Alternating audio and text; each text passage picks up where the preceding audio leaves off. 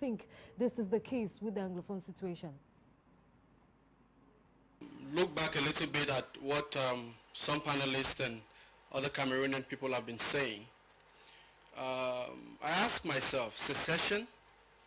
Is this secession? We cannot talk about secession when the two peoples have never been together before.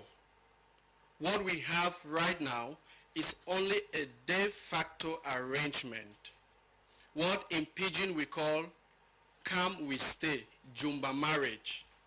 Like I said, there is no treaty of union between the Southern Cameroons and La Republique du Cameroun, as United Nations Charter Article 102 and 103 so provides. So I think that point on secession is clear. The other issue about OHADA translation that I'd like to belabor on is I don't think that the translation presented by the Minister of Justice and Keeper of the Seals is enough.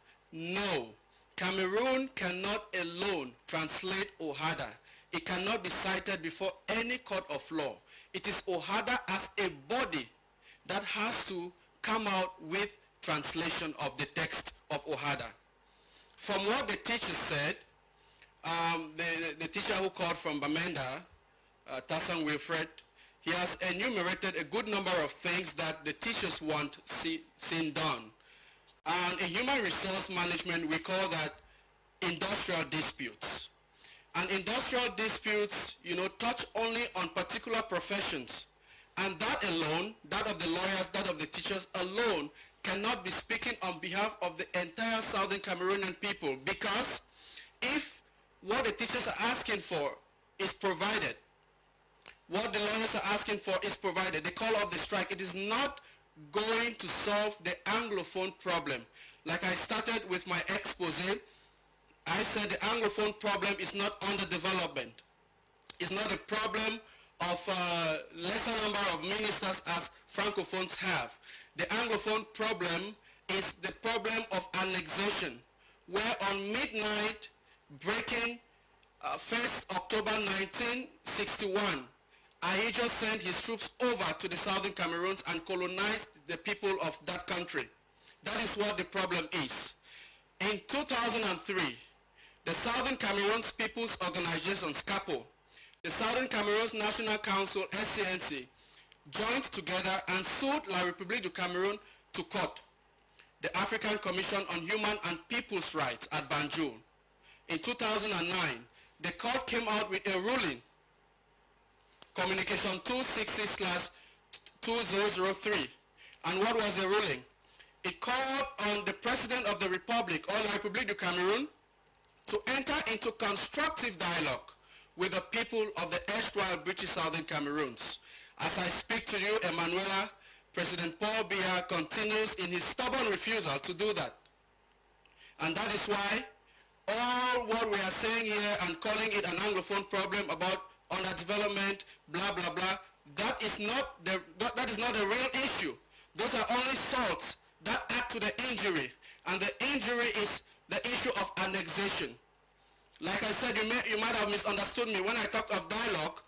Dialogue means that we go to the round table and discuss whether we want a federation or not, or independence. Now, if we discuss on the round table and there is always a deadlock, then we have no other option than to to go our separate ways. Remember, President Paul Biya has refused to adhere to a ruling from an international court, the African Commission on Human and People's Rights, a subsidiary organ of the United Nations. So I think, why don't we begin from there? If the teachers go to class, if the lawyers go back to the courts, it is not going to fundamentally solve the Anglophone problem. Like I always tell people, President Paul Biya has dragged this thing for far too long. You see people going to the streets. UB students going to the streets. The two Bs are going to the streets, Boya and Bamenda. The two Ks are also went to the streets, Kumbo and Kumba. This is because of, things that have been accruing for a very long time. And it comes back to what I always say. You may chain a man, but you never change their minds. You may enslave a people, but you never conquer their spirits. You may continue to hold a people in bondage, but sooner or later, their anger and frustrations become so great that force alone cannot contain them. Then guess what happens? The edifice cracks. The mortar crumbles. We are calling on President Paul Biya to heed to the call of the Southern Cameroonian people. Thank you very much, Mr. Raymond. So we're going to watch the press roundup. When we come back after the press roundup, each panelist will have a last word to talk about this Anglophone problem, because before we end the program, we have just about 6 minutes to be together. So this press roundup was done by Clarice Woodhoven. Let's watch. I'll be right back after that. For no play where you dey go, you must no play where you come out to. Ambazonia ne want for no, side way then come out to. For no play where you dey go, you must no play where you come out to. Ambazonia ne want for no, side way then come out to. For no play where you dey go, you must no play where you come out to. Ambazonia ne want for no, side way then come out to.